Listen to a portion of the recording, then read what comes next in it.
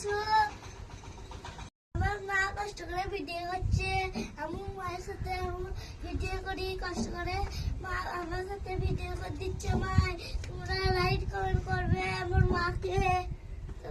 আমার আমার মায়ের ভিডিও দেখে লাইক কমেন্ট করে দেবে। হ্যালো গাইস, দেখো এটা আমাদের মানে পাড়া। এই পাড়াটাই আমি থাকি। আমি ছাদে আছি, ছাদ থেকে ভিডিওটা বানাচ্ছি। এই একটা ছাদ, মানে অন্যজনের একটা কাকাদের বাড়ি।